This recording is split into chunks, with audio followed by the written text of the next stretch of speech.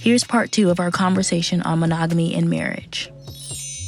Yeah, and something I think is so interesting, and TikTok brought this up to me, is so many people romanticize like relationships from like olden days, and it's like you're romanticizing relationships that I don't even think our grandparents really wanted to be in. It was a different time, and I'm like, if our grandmas could have the freedom to have the relationships or not to have the relationships that we have now, I think they'd probably choose now, because a lot of them just couldn't get out of these situations. It wasn't because they were like we said, it wasn't because they loved Earl.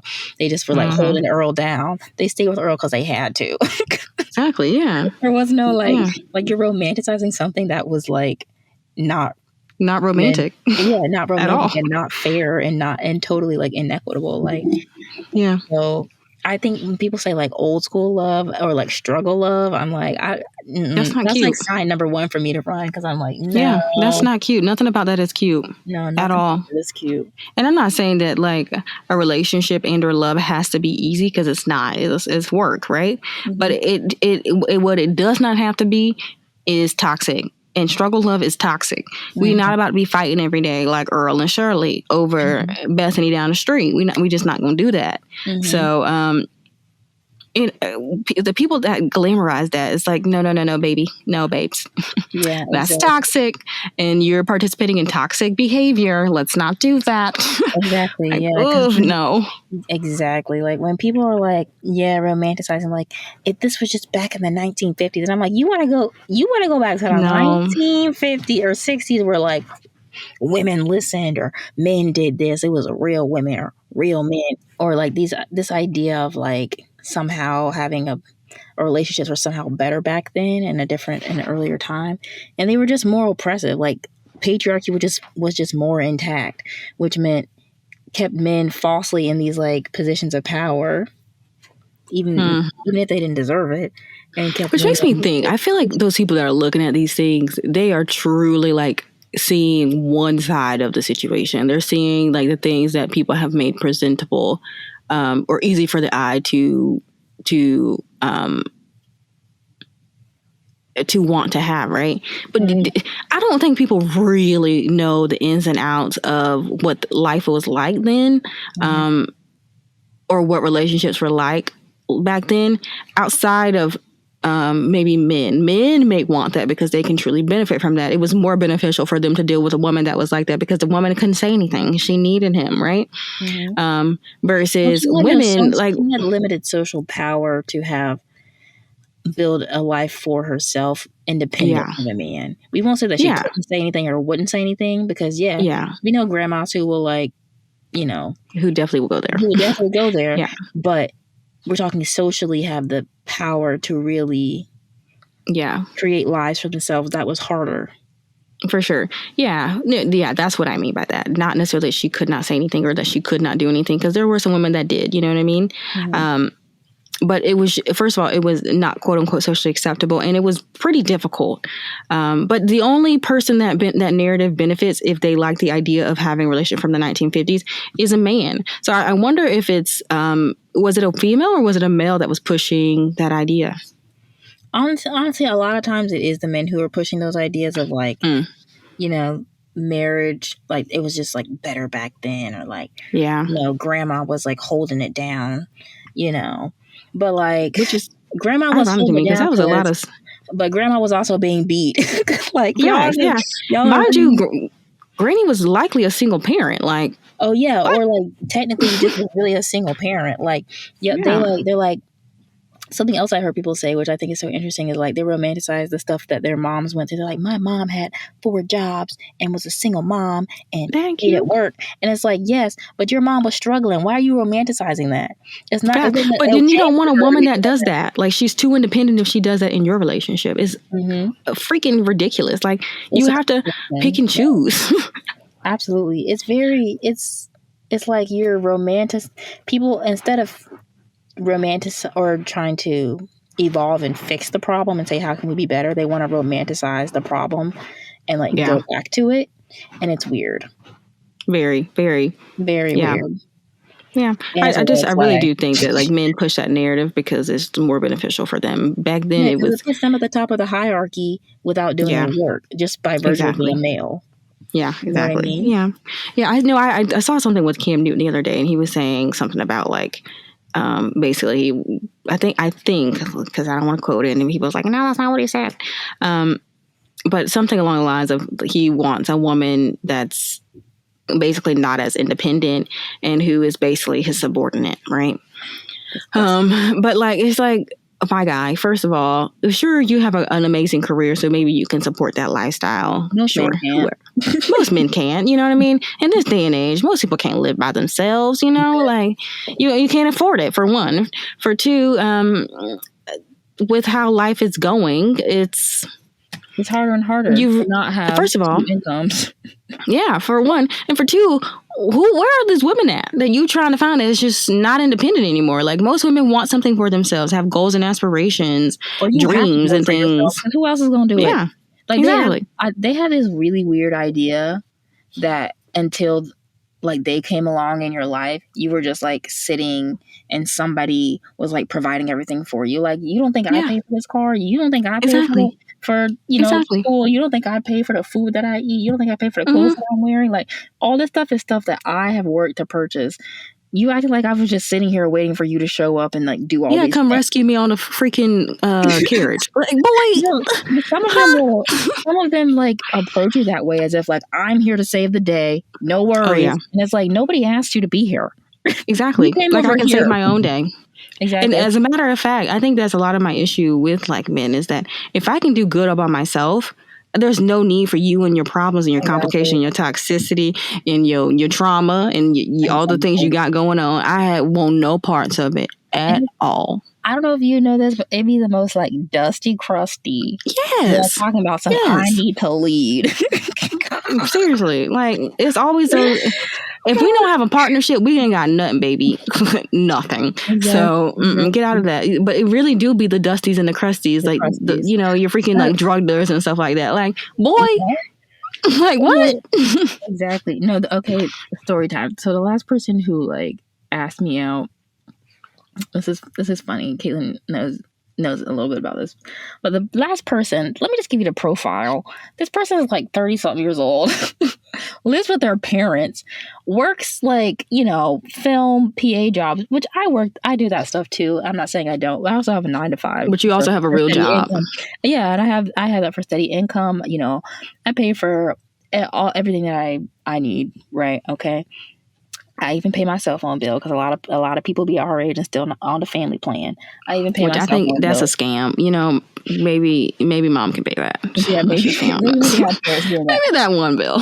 But so everything I consume, I pay for myself. I'm not saying I have a lot of money, but I handle those things, right? And I'm not saying this person doesn't do their thing either, but I'm like, you coming over as if you are somehow beneficial to my life and you don't even have yours together. Like, you see what I'm saying? Like, it be those types who are like, I'm here to save the day. And I'm like, you couldn't save a fly if you wanted. You couldn't save. Like, I would be more beneficial to you at this moment in time. You see what I'm saying? Yeah. Like, and I think that's why these standards and codes and ideas have to start changing, because a lot of times women are coming into the relationships with more, having achieved more, having done more, and are benefiting the men in ways that men are not prepared to really understand or handle. And the thing is, if you just evolve and change your outlook, it's fine to have a woman make more than you or do more than you or have have things more together than you. It's fine. You just can't be in some weird ego trippy situation about it. Yeah. You know what I mean? I feel like most women are looking for a partnership anyway. And I think that's what they go into the idea of looking for. However, I don't know if they find that very often because I feel like that's rare to find. Heck, I have never found it, for one. And so they end up settling for the guy that may be, giving, instead of giving his 25% to the relationship, he's giving maybe 26%, Me and Courtney were talking earlier about the like emotionally, how are guys able to give their emotions to multiple multiple women. And we came to the conclusion that men aren't able to give their emotions to multiple women. They're giving bits and pieces to this one and that one and that one and that one, which may equal, 100%, not even probably. But, men need to, I think, be honest with themselves and the type of relationships that they're looking for. So if marriage is not the right relationship for you, then go explore polyamory. And be honest and communicate that clearly to people. Don't exactly. Be lying. And I promise you, there's some females out there that would love to be in a relationship like that. Go find what you need. You know what I mean? Yeah, I agree. I think there's something, this might be another conversation for another day, but a lot of men like the idea of convincing a woman to do something that she didn't necessarily agree to begin with. Does that make sense? Yeah. Meaning, they like the idea of somebody who's only invested in monogamy being like convinced or turned into somebody who like will do whatever they say to do. That's effed up, and that's they feel ownership in being able to say, "Oh, well, I turned her into this." Or she does it now because I say so. Because of me. Yeah. That's what those older style relationships would do. Like we were saying with Pauline and Earl. Pauline didn't consent to anything but a monogamous relationship. But because Earl went and stepped out and did what Earl was going to do, then she ends up in a polyamorous relationship she did not consent to. And then what does Earl do? Brag to his buddies about it. Like, oh yeah, I'm with Pauline and that's my old lady. But I got... nothing more pisses me off than that one. I'm old lady. Like, what? Lady, what does that mean? That means, I don't like that one. That means you're ignorant. That's what I think. But anyway, so,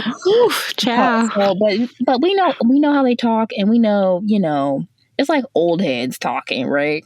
It's like that's kind of how they romanticize that stuff because that's what they saw their dads do. That's what they, it's a form of like power and control for them.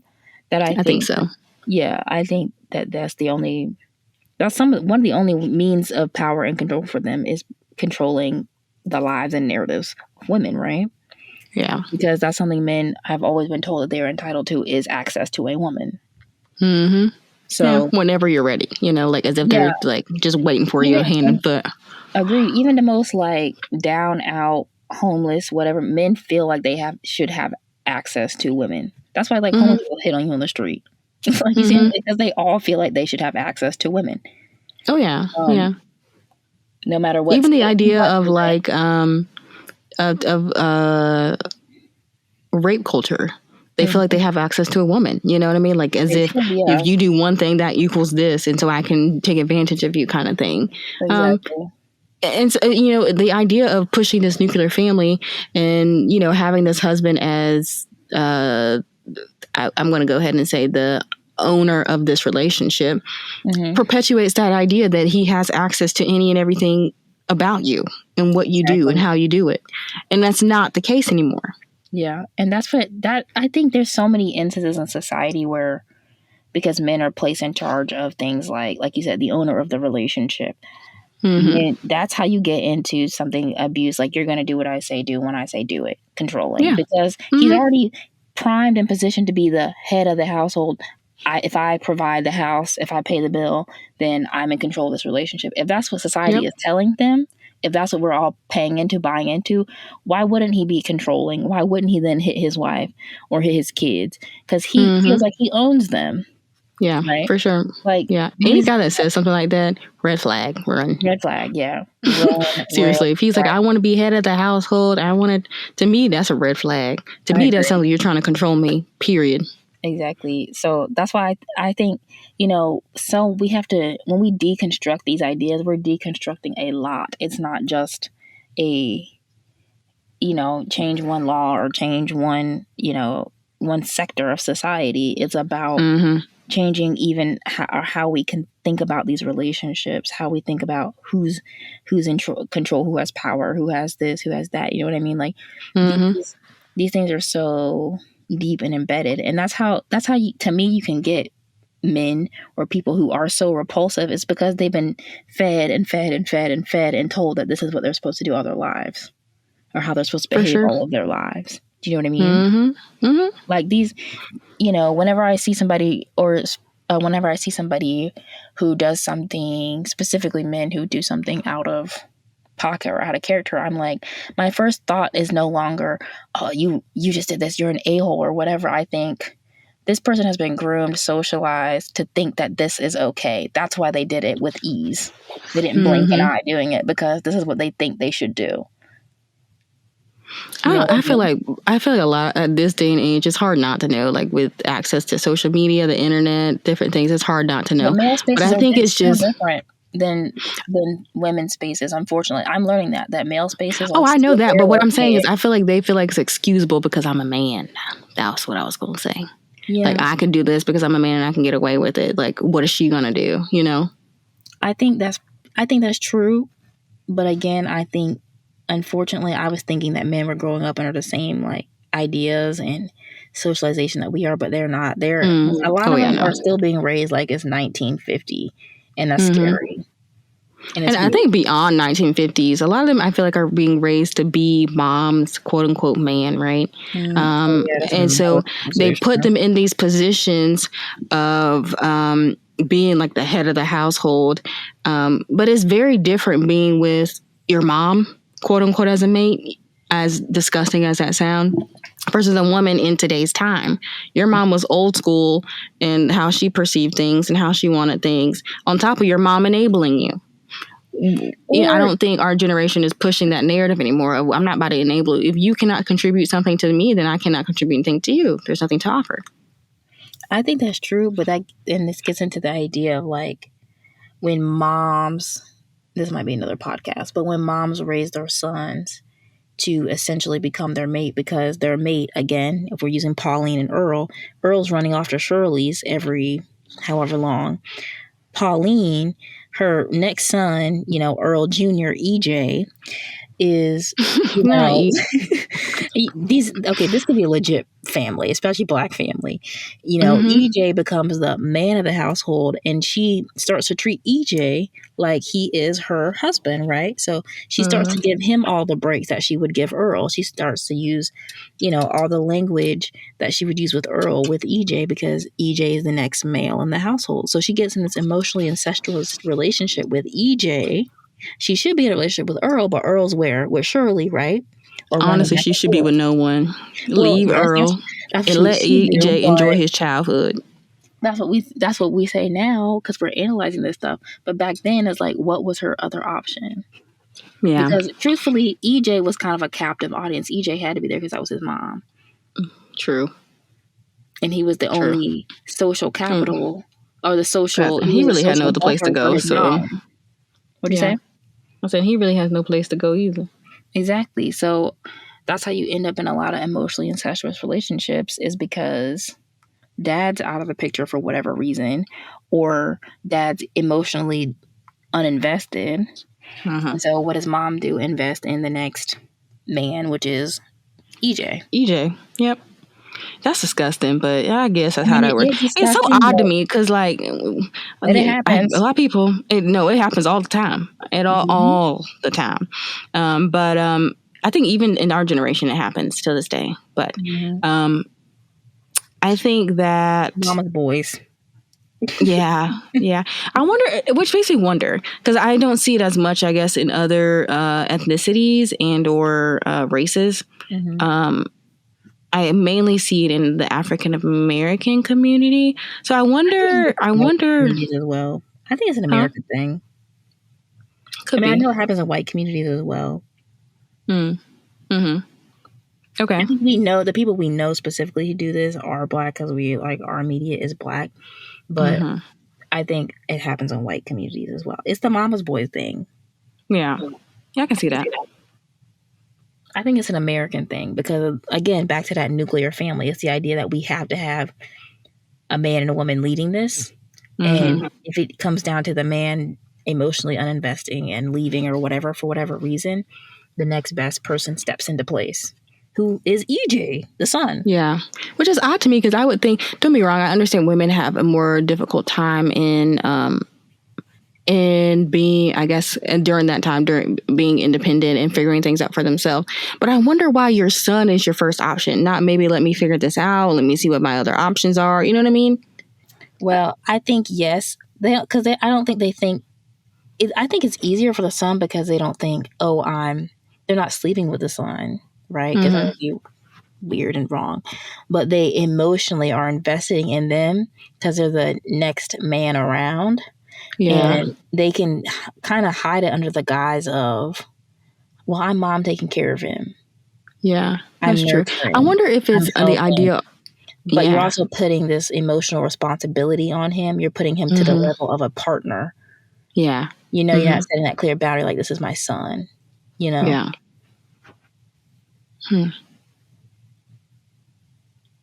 Very true. That's disgusting, but It's disgusting. It's called emotional incest. Yeah. No, if I have a kid, I promise you, what I do to my girl, I would do to my boy. Period. I don't really care what gender you are. You can be frog for all I care. You gonna clean up just like your sister's gonna clean up, and vice versa. The things that she does, you're gonna do too. You know what I mean? And even outside of that, I think it's important to raise a son to see marriage, if there is a marriage, to see marriage as a partnership. And I don't think that narrative is pushed enough. And I think it stems from, generational trauma and stuff like that. So I get it on that aspect. But like, we have got to change the narrative here, because they're not going to be kids soon enough. People going to stop having kids, period. I mean, not period. That's kind of dramatic. But a lot of people just don't want to have kids for that reason alone. They see a life that's better without kids. Well, the birth rate is declining, and I think it's they're saying that more people actually have pets than children, and I'm like, I believe it, because a pet is cheaper. Yeah. Honestly, it's a shorter commitment in life. There's less emotional. There's less emotional entanglement there. Well, not less emotional entanglement, but like, there's less emotional responsibility for sure. Responsibility, yeah. Like, a pet loves you because you feed them, like, you know what I mean? Yeah. So I mean, you're also not raising this child, for example, for a pet. You're not raising this pet to be, the best society or the best person in society, and you don't have all that like pressure to make this thing turn out great. And that's not to say that even parents that really do a great job, there's still going to be something that you did wrong, but there's just this pressure, I think, in our society that you have to raise this perfect child with this nuclear family. First of all, that's just not how parenting goes. First of all, let alone the nuclear family probably won't last, according to statistics. And so it's... I think it's the idea of what family can look like is expanding rapidly with the changing times. So I don't know if it's not that mom and dad, heterosexual nuclear family won't exist totally, because I think that will still be something that people will choose. But I think it's becoming more and more normal to not have that and still think that people can be fine. You know what I mean? Like, yeah, I think the standard is still the idea that if you come from a 2-parent household, mom and dad in the household, then that's going to produce the best type of citizen in our world. Like, that's the standard for how someone becomes a good person, right? But we've seen over and over again, people who have issues and so many problems come from this 2-parent household with mom and dad. Like, you know what I mean? Like, there's no guarantee in that type of family structure. You know what I mean? I think that's becoming... We're understanding more and more that it's not about what it looks like that makes a model citizen from the children. It's about the kind of the quality of the family, the dynamics. You know what I mean? For sure. Yeah. People's values are different. Exactly. Like, I always say, like, what really got me is when I went to college and I saw so many people who came from wealthier families, like, just popping Adderall all day, or can't sit up in class, and like, because they're like drunk from whatever. I'm like, and they come from mom and dad in the same household. And I was like, I'm coming from a single parent household, and college was no problem for me. There was no issue. I didn't have these issues with, trying to be this or be that, or trying to have certain grades or have whatever. There was none of that for me. You know what I mean? And I technically, I guess I should have been the one stressed out and on this and that by optics, right? But I wasn't. And it was because the kind of parenting, the kind of family our family structure was versus the optics of it. Mm-hmm.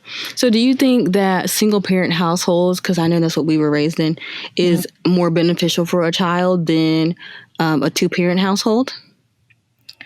I think a single parent household is beneficial is more beneficial when the single parent is most invested in the child's upbringing and doing it in a positive way. Because if one parent is detracting from that and one parent is toxic and there's only one parent anyways, we may as well remove that parent. For sure. You Yeah, see okay. what I'm saying? If it's a 2-parent household where they're both lovingly coming together to help raise this child, I think that's great too. It doesn't mean that it's necessarily any better than a single parent household who can provide the same things. I'm not saying one's better than the other, but the more people who pour into a child, the better. That's great. You know what I mean? And who's to say that just because there's one single parent doesn't mean they don't have a village of people who are also pouring into that child. You see what I'm saying? Like, there's so many different types of family structures and networks that I think we cut out when we try to say it has to look this nuclear family. And that's the only standard. Very true. Very true. You know? No, I agree with that. I definitely think that to put it into context, like our situation, we are better off being with a single parent than versus our parents being together. Our parents being together would have been even more harmful because of the one of them was definitely was the leech, and he was definitely leeching. You know, he was sucking everybody dry in the situation. And so if my mom was constantly contributing, you know, all of these good parenting things into her, or stealing all these parenting things into us, and then he's constantly pulling away, then you're really not doing anything at all. You're in a deficit. So, yeah, I couldn't imagine. I couldn't imagine. My thing is, I don't even say what the size and status of the family is, because you could put 4 or 5 parents in there. You know what I mean? You could have... Yeah. It doesn't matter. It's who and is how we are raising this child and what agreements we come to about how we're raising this child. It's the quality we're providing to these children and to the marriage or the marriage or the partnership or the whatever is happening in our household. It's not about, to me, you know, it's about, and then, you know, it takes that off of the optics of the family. That takes responsibility off of just having optics, and it puts responsibility on the individuals and puts the accountability on the individuals to actually do the job, the work of parenting. Yeah, very true. Because how many people and how many of y'all listening grew up in a 2-parent household, but mom was really the only one, but mom was a single parent? That happens a lot. Oh, yeah. Because a lot of y'all grew up in single parent households just like we did. You just happen to have dad come in and out and pay the bills. You see what I'm saying? Especially in African American households, and that's typically the narrative. A lot of people end up in those situations and they resent dad because dad's supposed to be doing X, Y, Z or whatever. And I was like, our situation just happened to remove dad, so we didn't have that issue. You know what I mean? So, I'm never one to say that family has to look a certain way. I say the family needs to behave a certain way. That's what I say. It needs to be a quality unit if it's going to be a unit. If not, it needs to be, you know, maybe just that single person having the responsibility of that child, and or, you know, so, you know, these days people are single just choosing to have a kid by themselves because they don't want all of that. All the yucky stuff that may come with having a third party person in. I don't know. I watched this one thing where this lady, she was a lawyer, and she knew she was at a conference, met another lawyer, and they both wanted a kid, and so they decided to have a child and co-parent.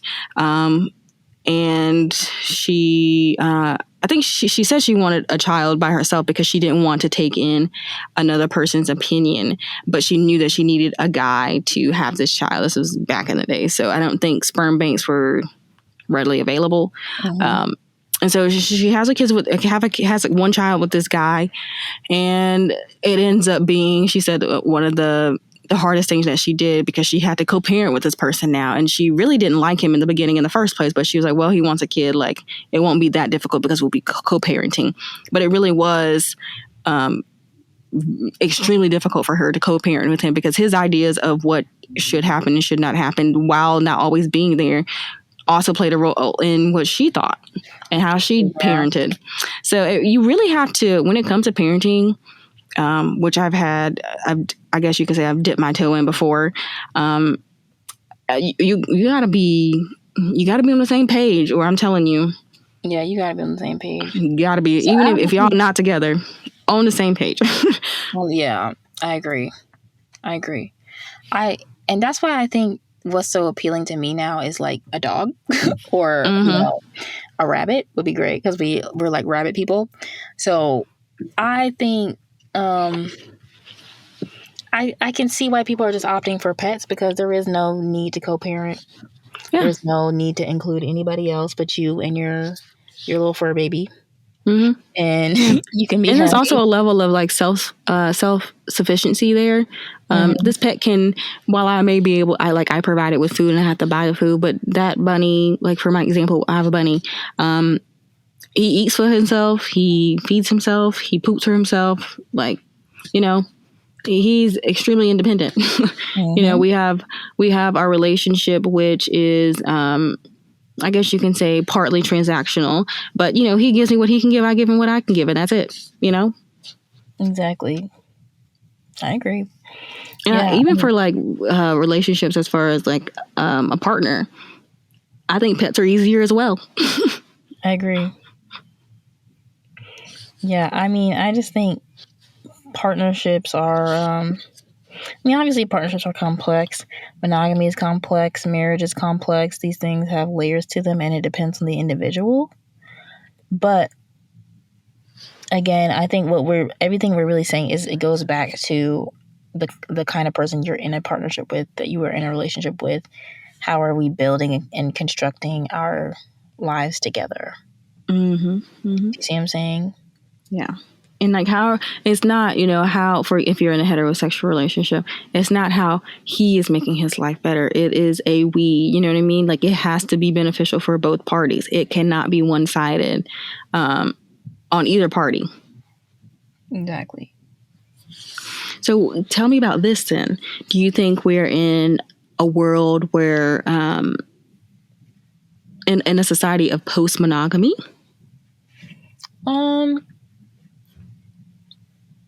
I don't know if we're post-monogamy in the sense of like monogamy would go away forever. There's like no such thing as monogamy anymore. There are people who are still going to choose monogamy as their relationship preference. Absolutely. But I think with things like, I think with things like birth control and like the way our society is running now, there's no need for a lot of people the way they see it. There's no need for them to stay in a solely, I'm with this one person, I'm just going to reproduce with this one person, or I'm just going to stay with this one person. I think there is less need for people who are already interested in exploring out other relationship types. Mm-hmm.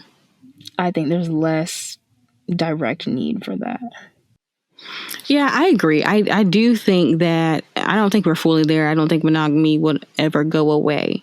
However, I think if people were more honest and communicated what they wanted out of a relationship more openly and upfront, then I think the idea of monogamy would slowly go away. I think there's gray area because people don't communicate and people don't make their intentions pure. Yeah. And I think if, like, for example, for me, if you've cheated, you've participated in polyamory. Mm-hmm. So, you know what I mean? Like, most people in today's society have participated by maybe cheating or whatever the case may be. Multiple people at one time. Yeah, multiple people at one time or some way or another. They don't call themselves poly. Yeah. Mm-hmm. They just don't call themselves that for whatever reason. Or you are polyamorous. You're poly. And so, well, I also understand the fact that most people, like the whole label thing, I'm not huge on labels or anything like that. So I understand that. But I think in the terms of when you're dealing with people's emotions, time, possibly finances and stuff like that, you need to be open and clear about what you want out of a relationship by figuring that out first before you enter a relationship and pushing those ideas on someone else and or lying about your ideas of what a relationship should look like. Because I promise you, there's plenty of people that are out there that are openly polyamory or open to the idea of trying it. And so if you just communicated, took the time to figure out what you want and communicated that to someone else, you were probably more likely than not to find someone that may be interested. Exactly. And you can then live your happy life.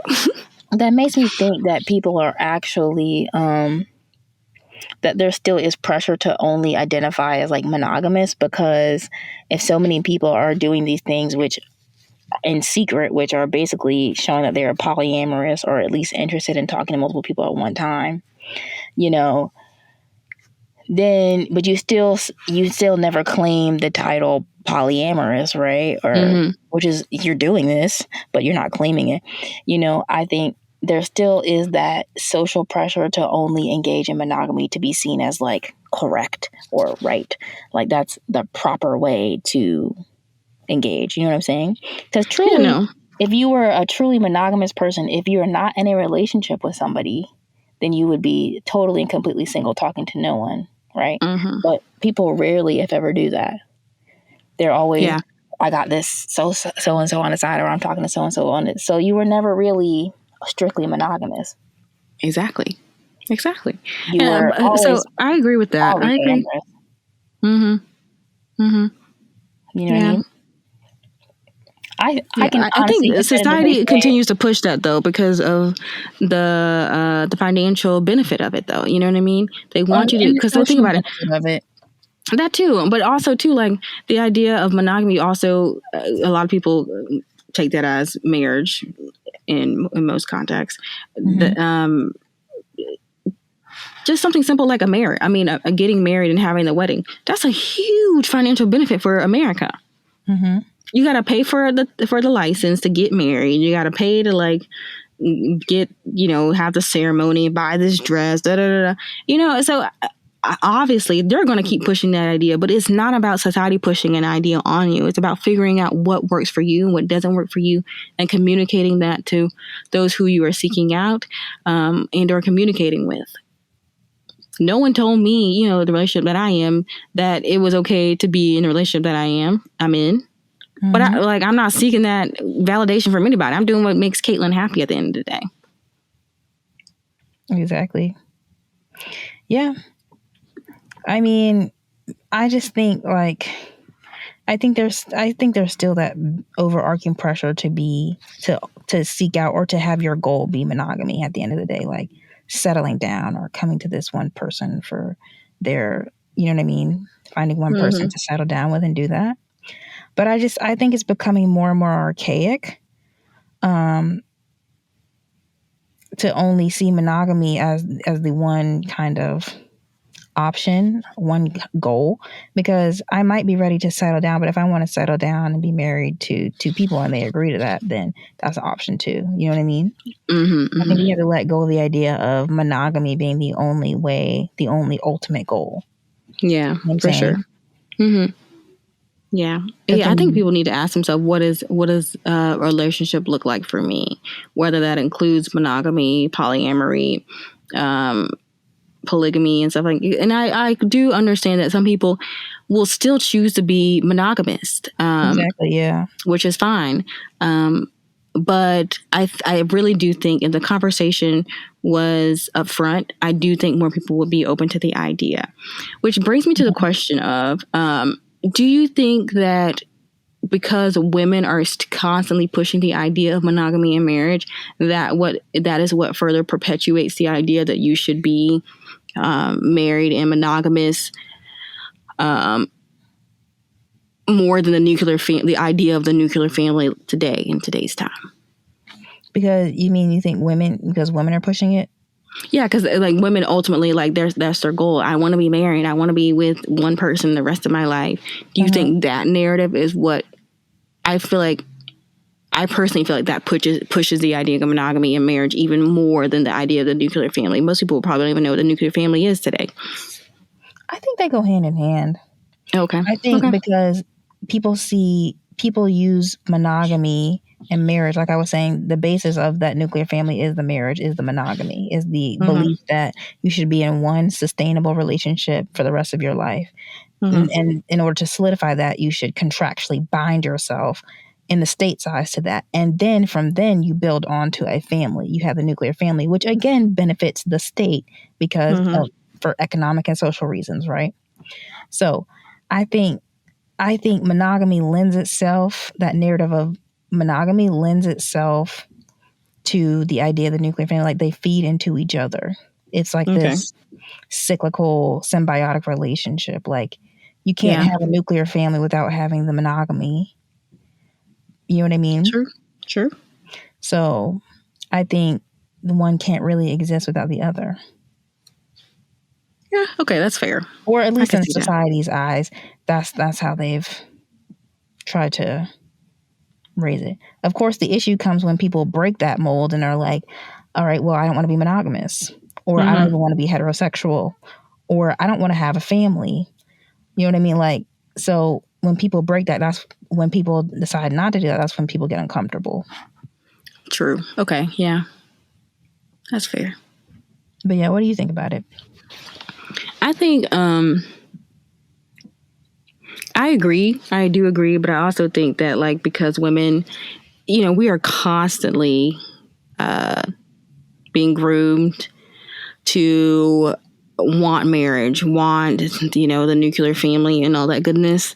Versus men not necessarily groomed for that. Is enjoy your life and then come back to marriage whenever you've, you know, got all your fun out of your system, right?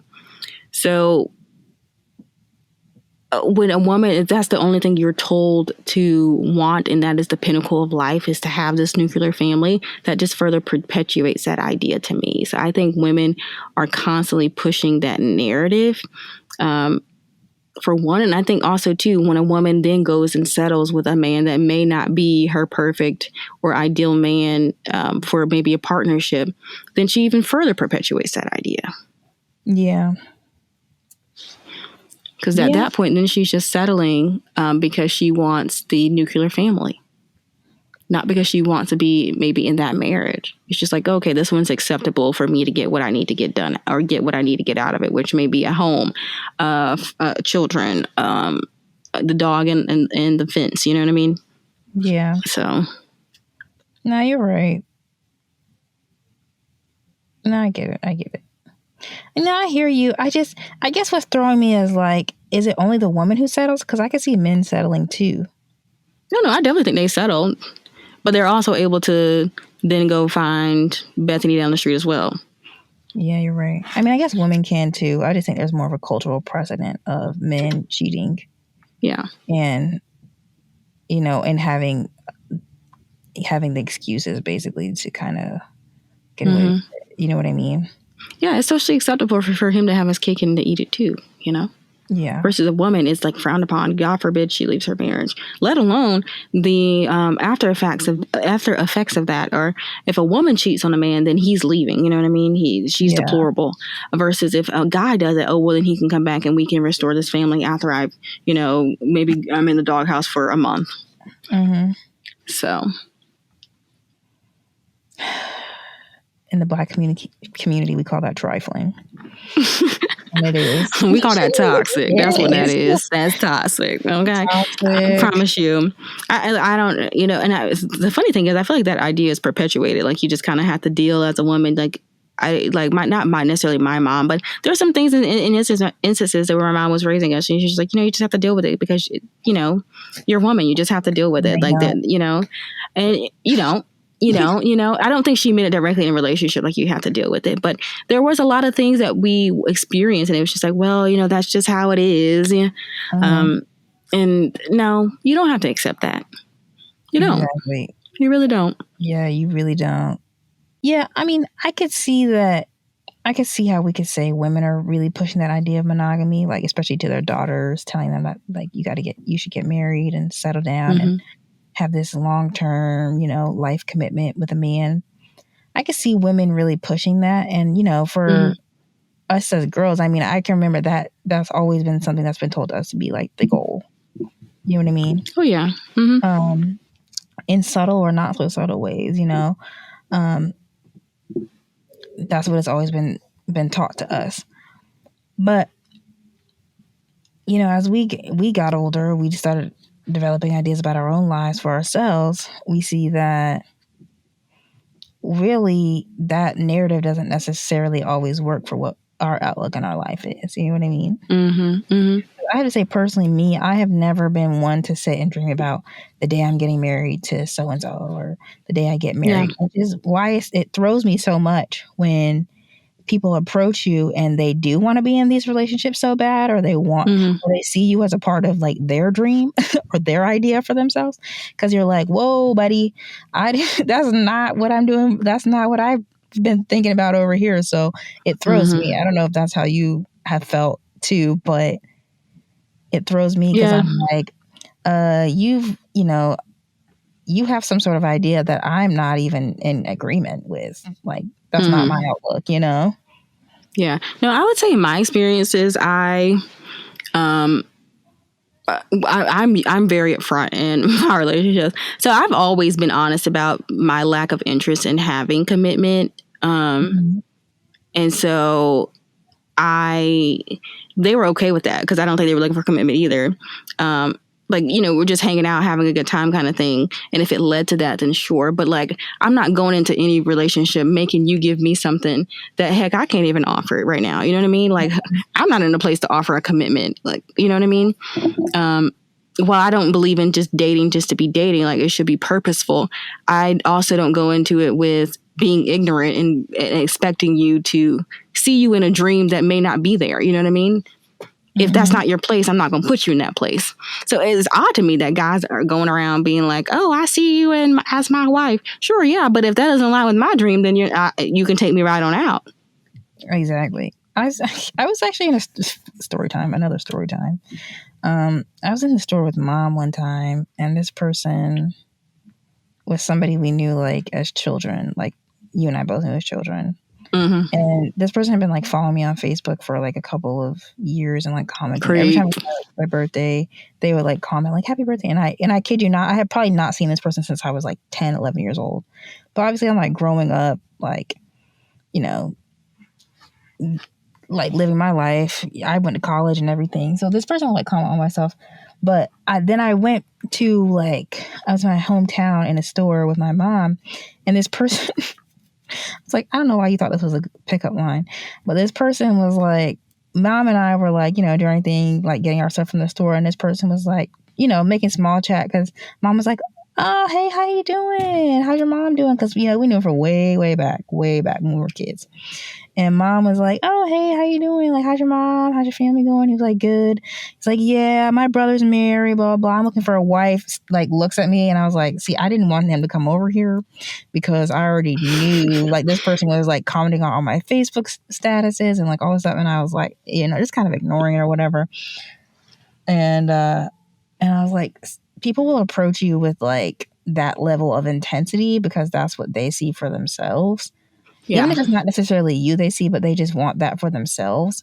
So then they approach you with that. And then, you know, you're like, that is not even remotely in line with my, you know what I mean, my outlook on life. Like, I would never go up to somebody that if I was interested in them and think like, oh, let me bring up the idea of marriage. Because that's not even something I'm like, you know, like you evolve into that if you do that at all. You don't just. Yeah, exactly. You know what I mean?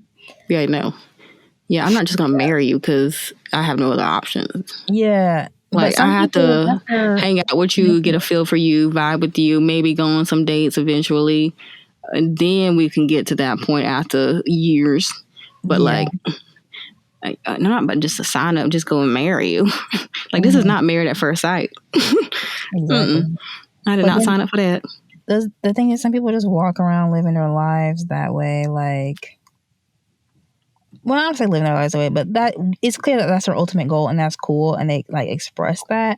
But it's just it's like too much too soon because you're like, okay, you know, like I really don't know what to tell you, like in this situation, you know what I mean? I know, like on this podcast, I'm always talking about like weird, creepy encounters with people, but like honestly, I think like, it's weird and creepy because it's very unwarranted. You don't want it. You're not asking for it. I'm not So, asking for it. I'm really trying to get myself and leave. But like, it's just, dude. which that individual, I'm pretty sure at one point, if I'm thinking about the right person, and you say it's from way back in our childhood, which he was always kind of a creep. Yeah. But this person was older, a good bit older than us, and was like kind of hanging out with us. Mm-hmm. But he messaged me one time on Instagram and like asked me for my number. Yeah, the same person. I think if I'm thinking about the right person, and I just ignored it. Like, okay, is this person somebody who like their mom was like their property manager? Yeah, exactly. Okay, yeah, the same person. See, and that's weird too because you. Oh, yeah, that's odd. This was like a while ago, but yeah, no, I still have it on my phone actually. And the thing Let me see if I can find it. This was like, yeah, oh, what a weirdo. But because this person, I ignored all the Facebook and everything or whatever. I was just like, no, like, you know what I mean? Because I was like, absolutely not, Seriously. But what the hey? I'm like, they just have no shame. Like one sister to the other. Come on now. Oh, that person deleted their thing. Oh, they did? Yeah, but no, I have the messages still saved. I didn't respond. That's funny. But I guess Bruh, this is what the message says. It says, TBH, I remember me, you and your sis. You used to hang in the place where we used to live. Good times. And then after that, it says, what's your number? Like, bro. Grow up. Bro, no. And no, just no. You did not get any response. And that is why. If one thing about you is they're going to like hit you up saying the most off the wall stuff. Yeah. Like, just like this is the first thing you say, and like, no. Yeah, no, it's very off vibes. Very off vibes. Yeah, but that's what that person did, and I was like, Jesus. I feel like if you're gonna try, like, do a little better. Yeah, that's what I say too. I'm like, they don't even be trying hard or like trying to be like. Yeah, they just come with some lame stuff to say. You're like, okay. Yeah, I feel like if you're just like, people were just upfront and honest, not in that aspect. Like, hey, you know what? I may be interested. I want to like get to know you or something like that. Yeah. Like, all right, cool. Let's hang out. Which means we can be friends, or we can be, maybe we can see.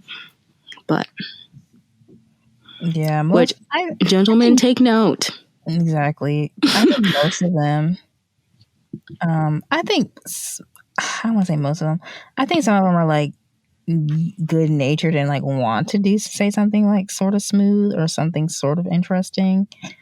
I don't think it's that they don't know how. I think they just like kind of are nervous or chicken out about it because like you're asking for something really personal from somebody. Mm-hmm. So I think it's partly that, but the other part of me thinks that if of all the words you could have strung together, you thought that's what you gave out with.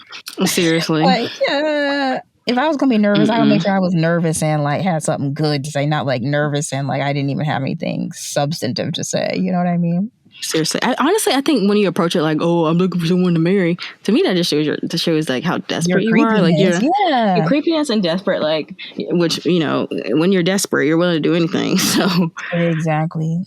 But I also don't like the ones who are too like aggressive and too straightforward, and then too subtle at the same time, like predatorily subtle. You know what I mean? Like they ask a bunch of like questions that are trying to figure you out.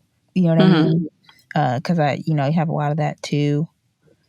And this is why when I say like most men approach you in a predatory manner, most of them do it because it's not just predatory in the sense that they're trying like somebody grabbing you out of an alley and like holding you down kind of thing. It's not necessarily that.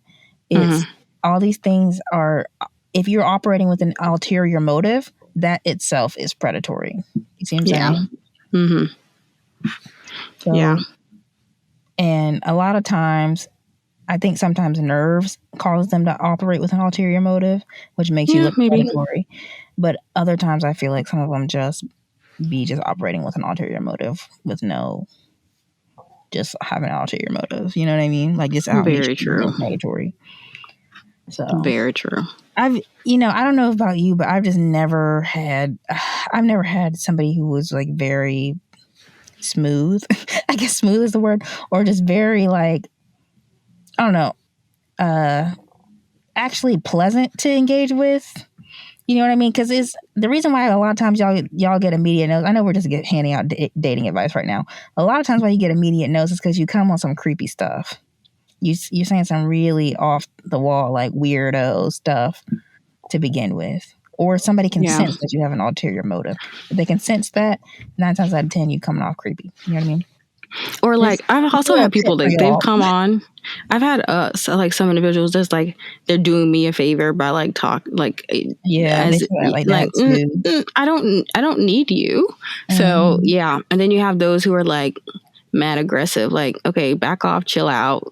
Just because I don't want to talk to you doesn't mean you have to be like F you. Like that's exactly why I didn't want to talk to you in the first place. You know what I'm saying? Like exactly. You look desperate. So let's be honest here. But men are something else. All the times people have tried, in my like life up till now has mostly been very just awkward at best and predatory at worst. Let's just say that. Even the ones who think they're being very subtle, like 10 times out of 10, I can catch what you're trying to, why you're asking me these questions. You know what I'm saying? That's fair. That's one thing.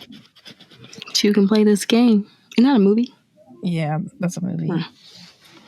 That's actually a movie about relationships and dating. It's actually a movie about manipulating people. So like, facts.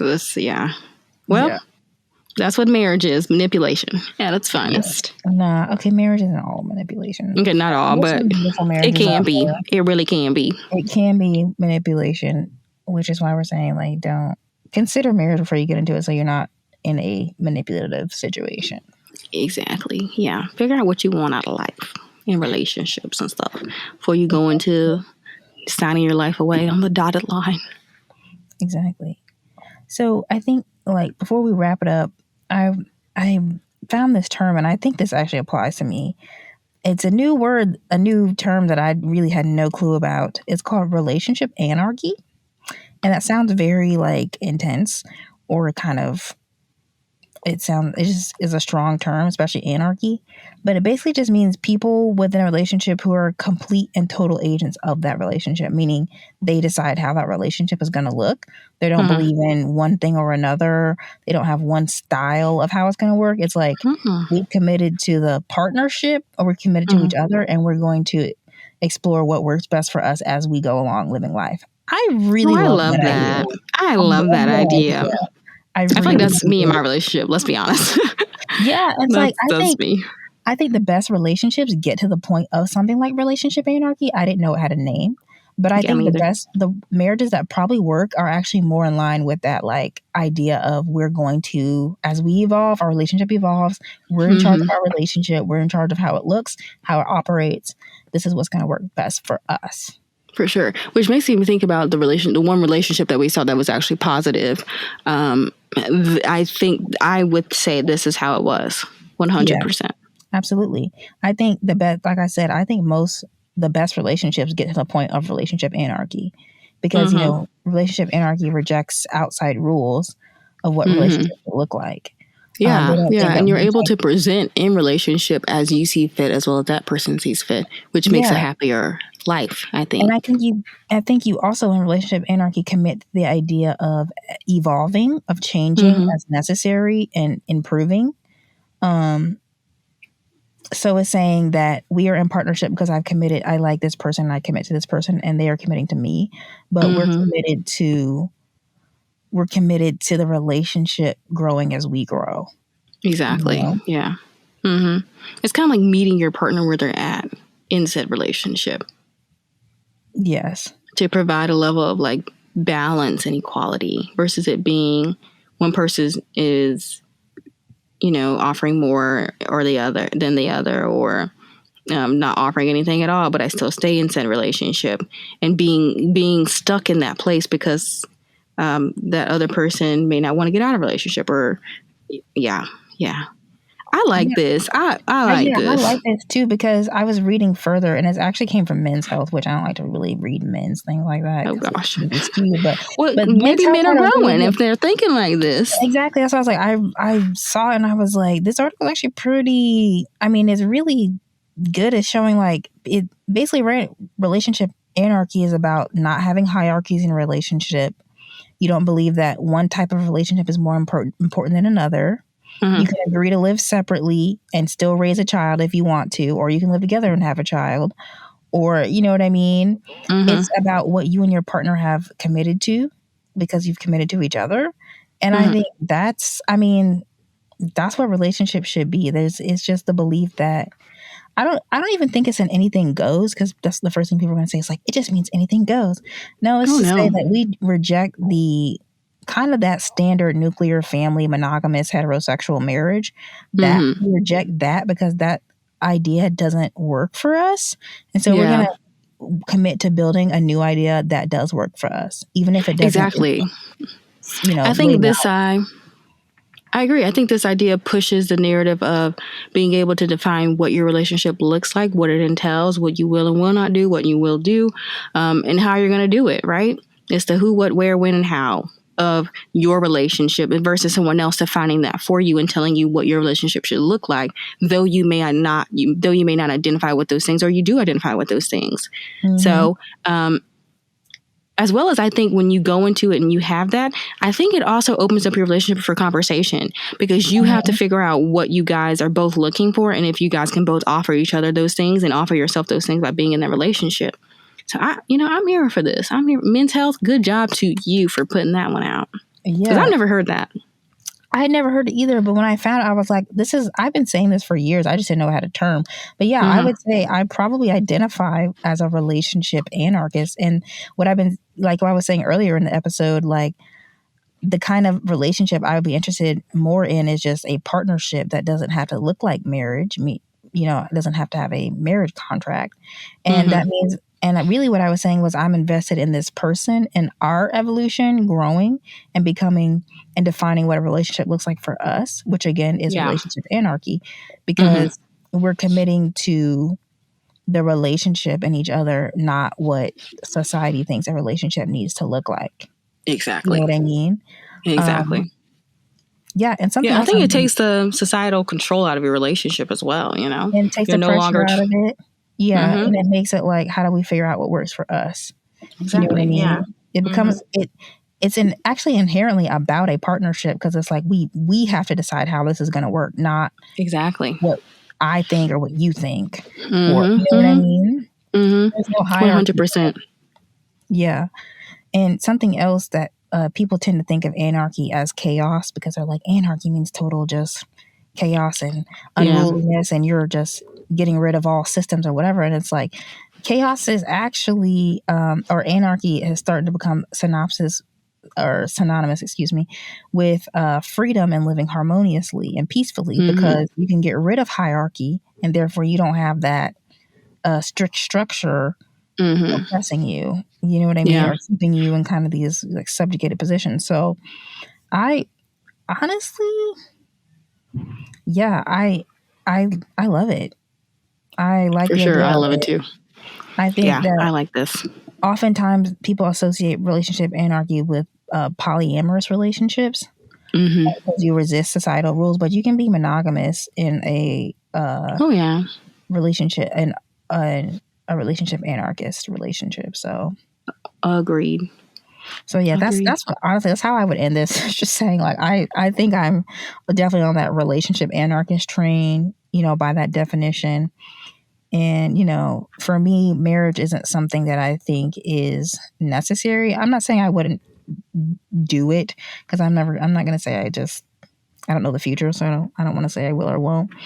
But for me, I think what would be most important is definitely that partnership and defining ways to look outside of what traditional gender roles look like, look outside of what traditional power looks like, what traditional marriage might look like, and building our relationship based off what works for us. You know? Agreed. No, I 1000% agree. I'm really glad that this term exists, and it actually has the idea has a term, because now it's easier to explain, for one, and maybe push that narrative as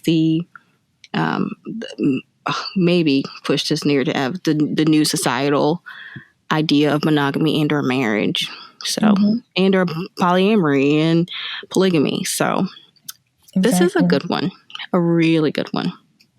Yeah, for sure. I wonder if we could come up with a simpler term instead of relationship anarchy to describe it, but yeah, I wonder why they call it anarchy of all words, but I think just because it rejects the social norms and it rejects the old way, basically, so they consider it anarchy. But to a lot of people, anarchy seems like it's far left, far left. Yeah, it seems so radical, and it's it's actually not radical at all. It's not that radical. No, it's what I feel like a lot of people are doing. Exactly. I was going to say, I feel like that's very common in a lot of relationships today, that don't follow the normal status quo of what a relationship or monogamy should look like. So, yeah. Well, exactly. Good. I think we had a really good chat about monogamy and marriage. Exactly. Share your thoughts with us, too, on your ideas of what monogamy and marriage means to you. And if you see yourself being monogamous and or married. Or a relationship or anarchist. Exactly. Yeah, that's an interesting idea for sure.